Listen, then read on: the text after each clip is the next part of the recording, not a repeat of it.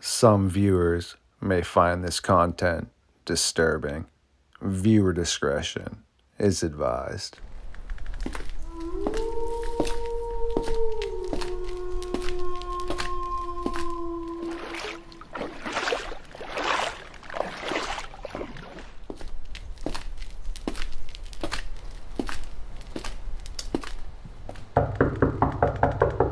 Patrick Bryan and his daughter Rain, two fellow members of the North American Dogman Project field research team from Texas. This means it is time for all three of us to figure out what is going on with the Dogman on this episode of Midnight Lycanthropy here on StarFox Radio. Bear with me.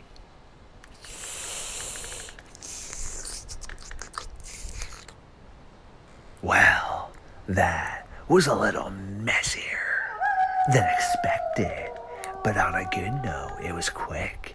And now it is time for Patrick, Rain, and myself to take a walk into the darkness.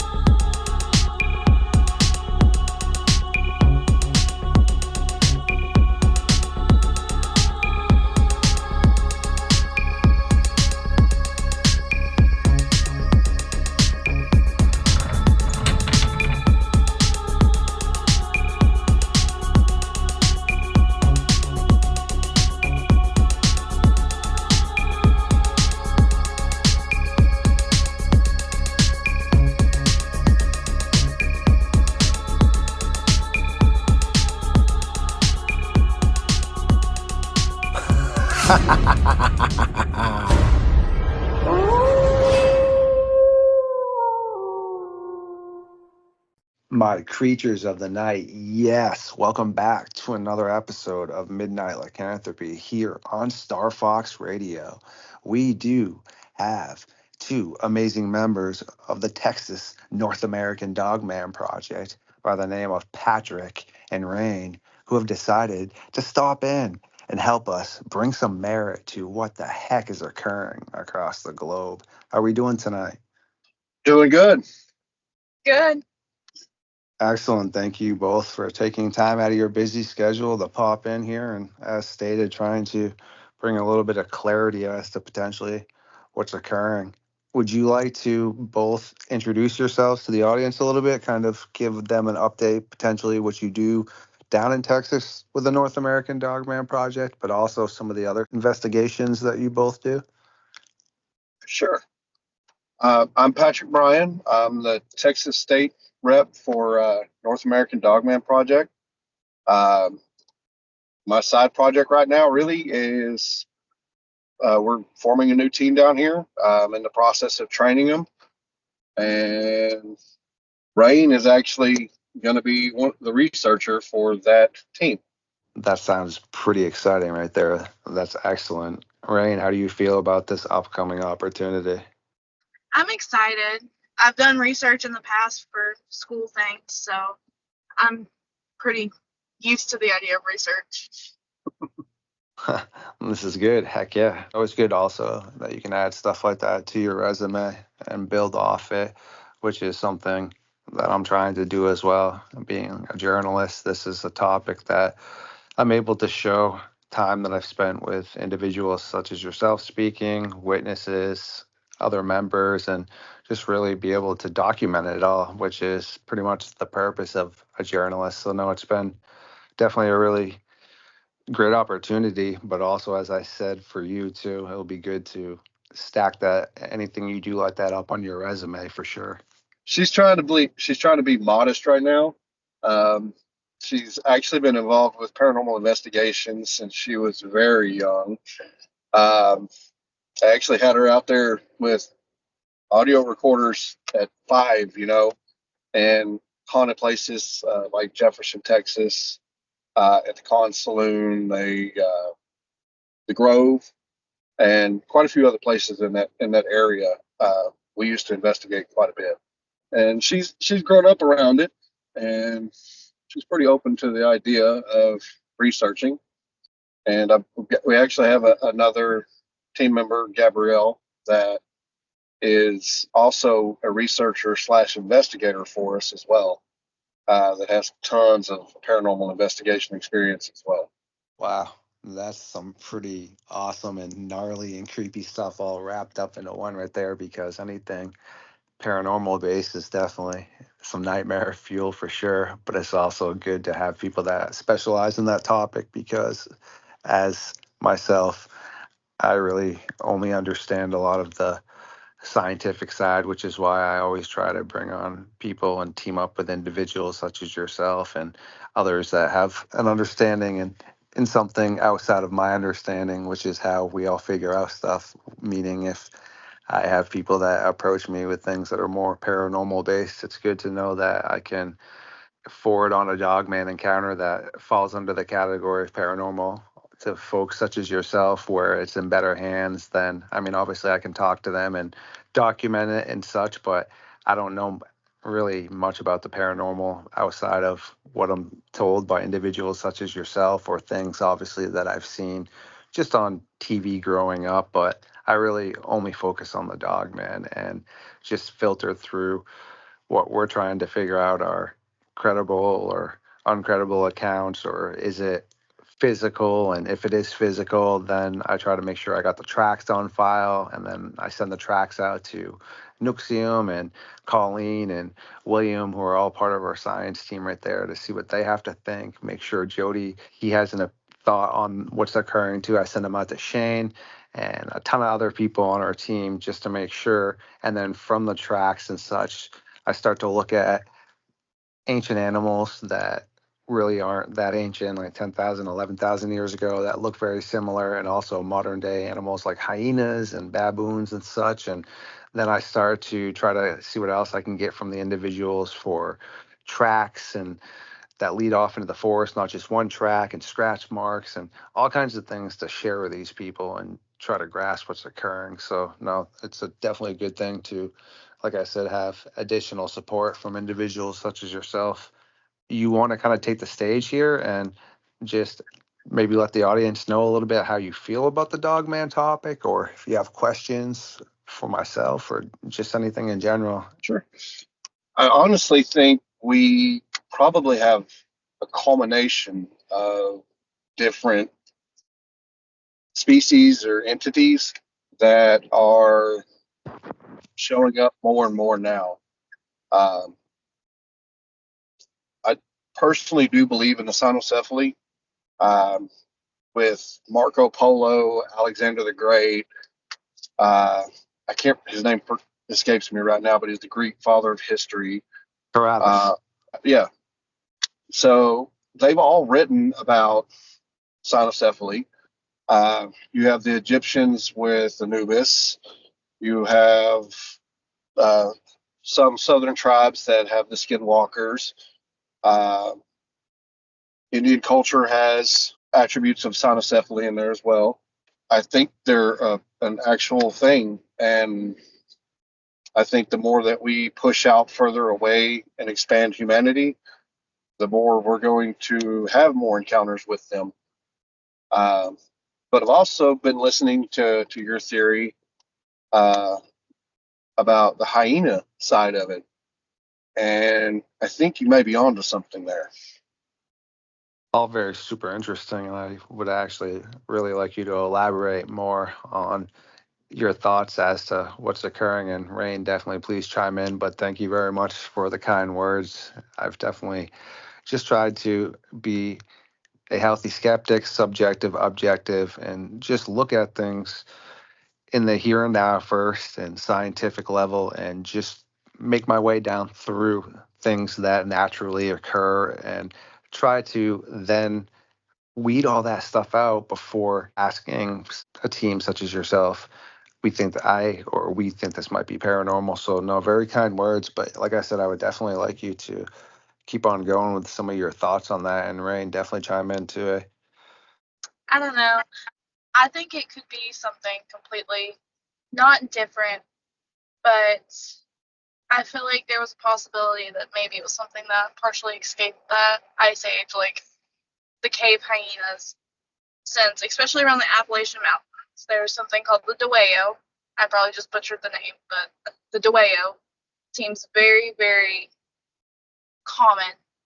And all throughout different parts of the world, there's things that are called different things, but they all sound the same. They all meet certain characteristics, and most line up with Dogman. Right. Impressive right there, my friend. Yes, that was excellent. And continue, keep going. I'm sure you know down here in Texas, we do have quite a bit of type 3 dogman sightings, along with type 2.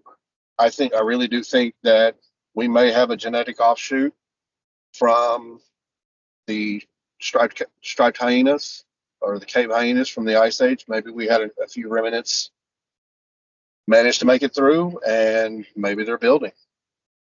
No, that's totally excellent right there. And I was just going to say an agreement because, like our environmentalist and also our geologist both have stated, hyenas and baboons are super hardy animals as well as bears. And I mean, any animal is hardy, but the majority of those animals were living in areas that weren't predominantly involved with human activity. And also, as I've said before, yeah, we're here right now speaking on technology, but if we were in the past, right, and we were just living as our ancestors were living, we would most likely try to avoid packs of cave hyenas, the short-faced bear, dire wolves, packs of giant baboons. If we didn't, I mean, it's probably not going to fare too well for us. Obviously, there most likely were cases where, say, some of those were coming into the village and taking relatives, etc., or children, because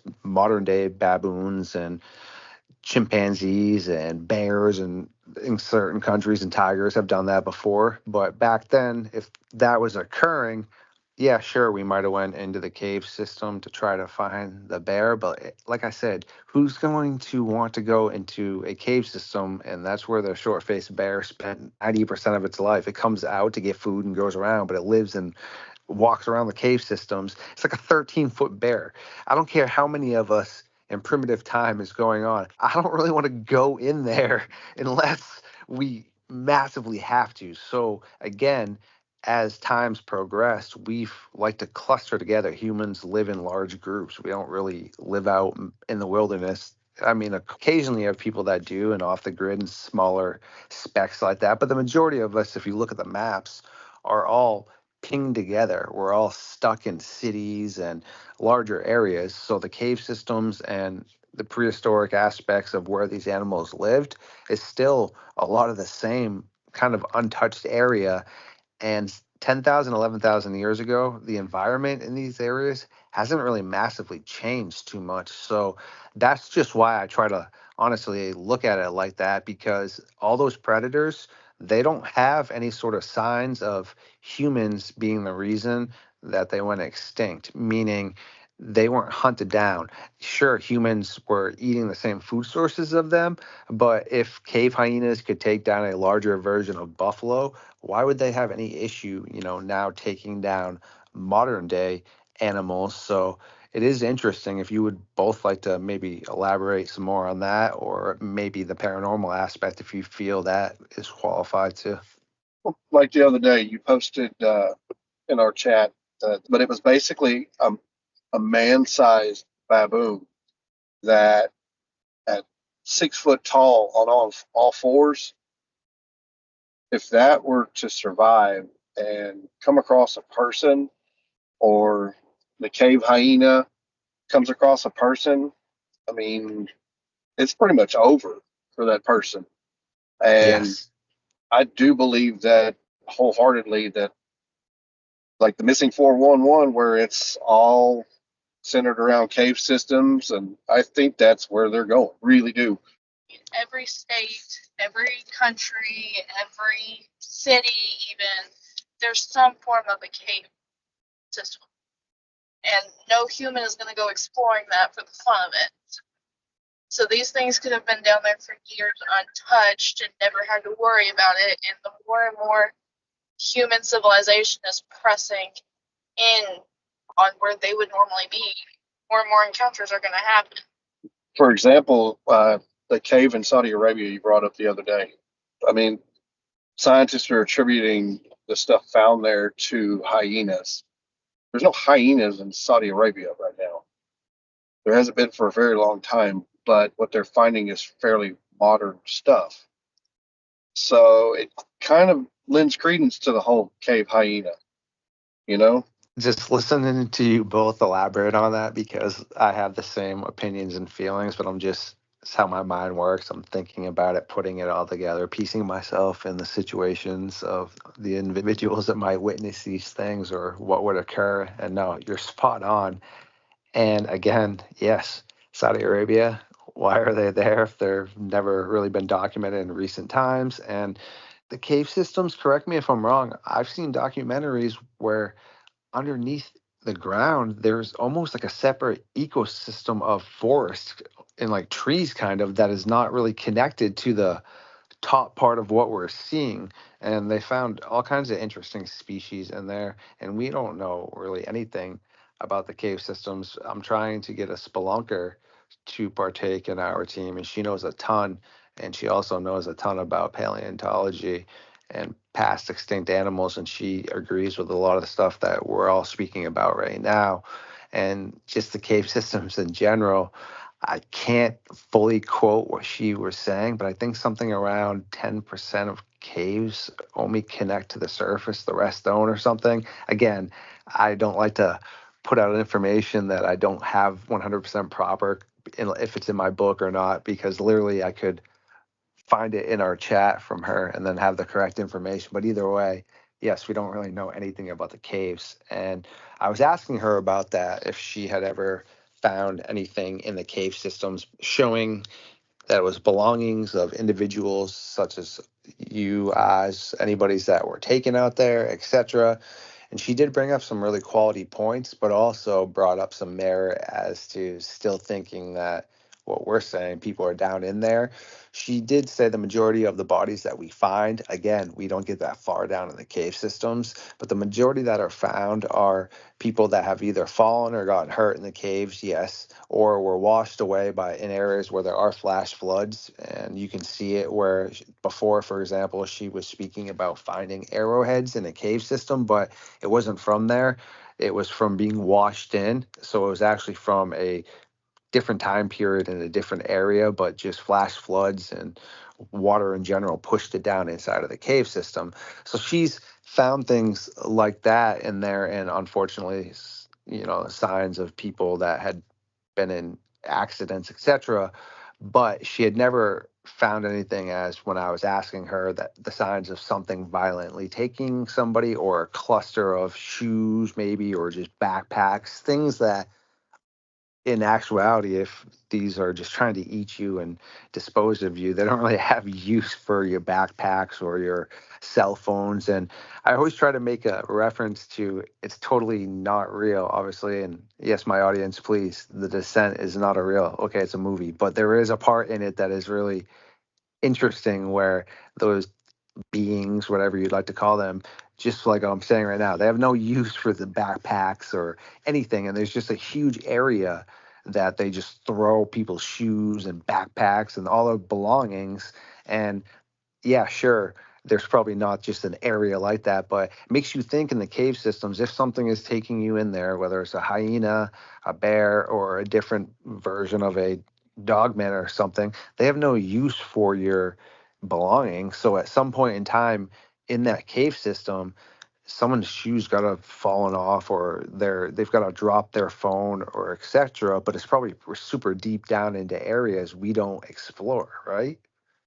Right.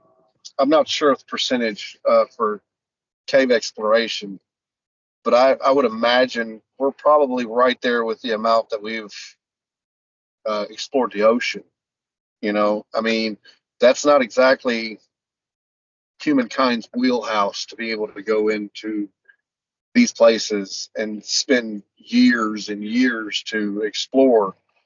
Yeah, I mean, 100%. And she was saying, and other people that I've never directly spoken to, but I like to learn, so I'm always watching. We're just saying that we know less about the caves than we do outer space and the ocean, which is terrifying because we know absolutely nothing about that. And the actual terminology that you were speaking about with a giant baboon is the Dinopithecus. And yes, in Yes. general, yeah, I know. All those names are so hard. Dinopithecus, Amphicenoidae, Cynocephali. I've had to practice so many times just to make sure that when given an opportunity to speak with some of the science people, I can at least enunciate words that I'm trying to use as quality evidence. Because at first I was struggling so bad when I was trying to explain to people like my little brother that supports a ton of the work I'm doing, and I would just not be able to properly say the word. So I had to go on Google and listen to other people say it over and over again. But any science terminology for anything is so hard to translate. It's ridiculous. Right. Let's see. I'm still fairly new in the Dogman field myself. I only really kind of got involved with it about a year ago. Uh, with the case that you're familiar with, I'm not capable of releasing that out just yet. Yes. It definitely it perked my ears up, you know. So I started looking around, and then I found the NADP, and I contacted Shane and told him what I found or what I thought might be happening, and I've been here ever since. And I've just recently actually formally joined NADP. Um, we actually have our first investigation coming up in towards the end of July or the first part of August. We're not sure on a date just yet. For a member up in Tennessee that sounds pretty promising to us. She's having activity almost every other day, and we're looking at maybe setting up some kind of long-term surveillance there. See if we can't help put another nail in the plank. That sounds pretty cool. Would you or Rain like to elaborate on that? Because that's definitely some pretty legendary stuff. So she recently moved into this property that has been largely left untouched since the 1890s. It's changed hands quite a few times, and people have tried to live there, and they keep getting pushed out. Uh, The first owner in 1888, uh, all of a sudden they just up and moved. None of the townspeople really knew what happened to him. Second owner in the 1970s, he just suddenly up and went missing. They found his body 2 weeks later, scattered throughout the property, after he went out there to log the property one day. right. Um, in that area, there's been several reported by coyotes, and then for her, it's started out towards the beginning of this year, which it seems to be escalating more and more and more. Um, she's had issues with them actually damaging her car. Um, uh, Tried to attack her dog, uh, and she is stating that there's somewhere between 3 to 5 that she sees regularly. One in particular seems to be her nuisance, and he seems to be very, very interested in watching them. She has shot at them uh, on more than a few occasions, and it's honestly, in our opinion, it's starting to escalate the situation. Wow. Jeez.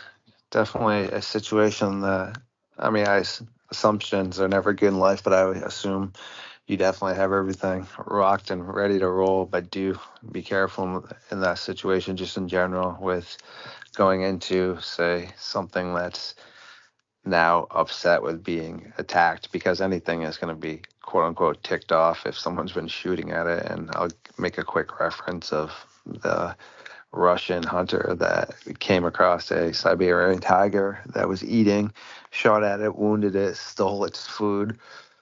Tiger came back to the cabin. He shot it, wounded it again.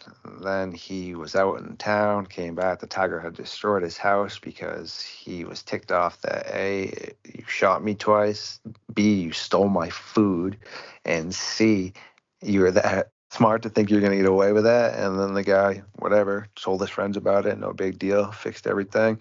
No, Tiger was still waiting there a few days later at the trailhead where he knew this guy had to go to the market to get food and stuff and smoke the dude. And yeah, of course. So anything that is capable of understanding that, hey, you just shot me, and I've heard bears doing that, all kinds of animals. So yeah, no, that totally makes sense, but that's also terrifying. So wow. Yeah, just in my mind thinking about someone that must be so afraid where they felt the need to fire or something. And I mean, yeah, things in general are terrifying, but imagine something like an enormous looking hyena, canine, bear, it doesn't matter, just coming and looking in your window or in your property and banging on it. Yeah, that would probably definitely be some straight up nightmare fuel, eh? Right. Back to the animals knowing about getting shot at. It's actually really common for like your brown bear. Uh, After a hunter shoots it, of course, it's pretty standard to let them wander off for a certain amount of time to let them die. And when they find the bear, a lot of times it has circled back on its own blood trail, trying to ambush whatever did it. That's so amazing you said that because I was actually thinking about that in my head when I had mentioned the brown bear thing, but I'm very glad you elaborated on that. Yes, and then they ended up finding the bear deceased, where, like you said, it bled out or something, but it was waiting to figure out, hey, I'm going to get you. And that's just true. So if, say, it's been wounded or something, yeah, any sort of animal is now more dangerous. I've had two gentlemen one time telling me that they were pretty sure they shot and hit what they thought was a dogman, and they ended up going out in the middle of the night in the rain, and they're like tracking this thing. And then one of the brothers looks at the other guy and he's like, "Hey, I don't really think we should be doing this right now." And the other guy then said he processed really what they were doing. And yeah, of course you shouldn't be tracking any sort of predator in the dark, in the rain, a half mile away from your house in the woods. And yeah, if you think it's a dog man, yeah, you really should have double not done that. Right? Yeah, that doesn't seem like it's real high up there on the things to do list for me. You know, yeah, my team, we're in the process of teaching them several things. The intention of this team is to be SRT, which is Special Response Team. Um, and of course, our motto is anytime, anywhere. So I want to make sure these guys are ready for anything as well. Uh, and then from there, we're going to head to Tennessee and see what we can find. That's super cool right there. And I mean, honestly, that's the best way to approach it, the way you just stated. I mean, at the end of the day, we all know what we are signing up for, and you can only train somebody or teach somebody so much. So what's that old saying? You can bring a horse towards water, but you can't make it drink. So you can only teach somebody in theory so much. Whereas, say if I was part of your team and you taught me everything that I needed to learn, but I still decided to go into a dogman coven by myself at night and you never see me again. Well, I mean, I did sign the paperwork saying that I really should not be doing things like that. So, Right. That's the point. That's the whole point of the waivers, right? yes, you'd like to think that in theory, people are not going to make these type of decisions. But again, I had this woman. It's a really scary picture and it's super intriguing where something's pulled over some brush and inside of the little Danish, there's a burrow that goes down into the ground, and again, hyenas dig burrows and stuff, and it's a really interesting and intriguing picture. But the fact that she's getting that close to take the image is, I mean, we need images like that, but she was by herself, okay? And I tend to think a little bit that these dogmen or whatever people want to use for terminologies pull the whole trapdoor type spider aspect, meaning they have brush down like that, but hyenas dig burrows like 7 feet down to the ground, give or take. Okay, and they could be even deeper. They're part of the mongoose and weasel and civet family that they love being underground in burrows like that. So if there's some brush over top of that, like in that picture, they could easily snag you and just drag you under or something. And that's just in theory, but as she's approaching it and getting the image, like I said, you can see this, and it's just, I don't encourage anyone to do that without, geez, I mean, I don't even know how to safely do that, but by yourself is not, definitely not safely doing that. Right. Have you both ever felt that you've been in situations where you definitely felt that there was a danger looming, or maybe somebody that was part of your team might have made a decision that put both of you in jeopardy? Or do you feel that you've been lucky where you haven't really ever had a situation where you felt the direct influence of being in some serious danger? The team that I've put together, it's actually related in one way, shape, or form, which is not typical, but I honestly think it'll bring better bonds to where somebody is less likely to try to cut bait and run if it gets a little intense, you know? I'm the researcher. My husband's an investigator. His cousin is another investigator, and his wife, or his cousin's wife, is the other researcher slash investigator. Yeah, her cousin, Ricky, he's actually former Army. We have another couple of prospects to join the team as well that are, well, one is former Army as well, the other is former Navy. And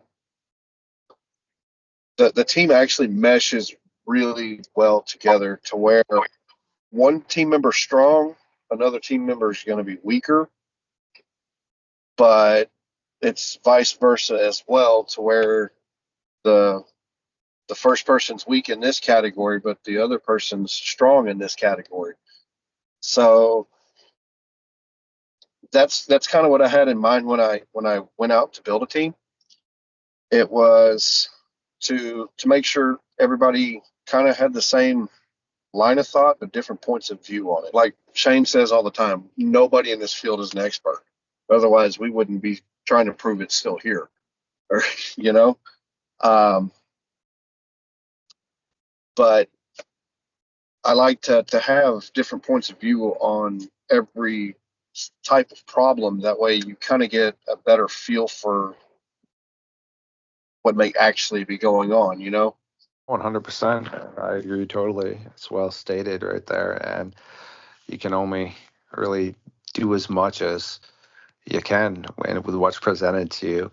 It's just funny because, as you said, I'd like to consider myself intellectual, but I'm also super curious just in general about things, which is why I'm here right now, diving into this and trying to maybe bring some merit to the topic. And I was actually interviewing one of my friends the other day about her encounter where she was in the car and one of these animals or dogman, whatever people would like to say, was standing up on the road and then jumping away because they pretty much caught it off guard. And her friends were yelling at her to go, go, go, when it was trying to like kind of leap across the road, and she wasn't just going to smash into it. And she wanted to get out because she was curious about it. And our friends were like, no, go now. And also she's heard, some pretty strange vocalizations on her property. And again, she says that she has to really discipline herself to not just start walking off in the woods because it sounds interesting. She wants to figure out what it is.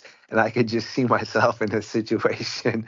I'm being sarcastic here, but out like researching and being like, wow, this looks really interesting over here, and start going over to the area. And then something just like snags you because, like that old saying, curiosity got the cat. But That's actually one of the very basic things I've covered with the team is nobody goes anywhere by themselves. It's going to be a minimum of 2 by 2. Just yeah. Rain here is not going to be going out in the field. She's a little spooked by the thought of Dogman. Totally makes sense. I mean, don't feel like that's not a bad thing. I mean, same thing with myself. I've been to areas around here and spoken to people, but I speak to a ton of people over the phone, such as yourself, and I dive into a ton of the historical aspects. But that's also why our team has people that are the term again, boots on the ground. Like I said, I'm not a pun person, but I'm I don't even know what else to call it. Hands on. I mean, that's the term everyone uses, but yes, so those are important and we have those, but then it's also important to have other people that are able to document it and put it all together and get it out to the public so people understand. So, but yeah, definitely thanks for both of you taking time out of your schedule tonight to pop in and talk some Dogman topic and letting everybody know what you're up to and make sure to keep us posted. And once you feel like you've tied up your investigation, we'll definitely get you back on and have you update everybody. Okay, sounds good. I just wanted to throw in researchers are the unsung heroes of investigation groups. The amount of time that they have to put in to be able to put the boots on the ground in the right spot at the right time is insane. And I don't think they get enough credit for what they do.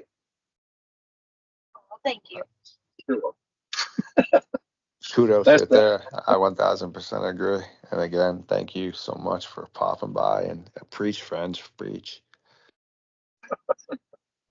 Thank you for everyone who once again stopped by for another episode of Midnight Lycanthropy here on StarFox Radio. If you did enjoy this episode, yes, please like, subscribe, and share it, and make sure to feed the algorithm, because I am going to feed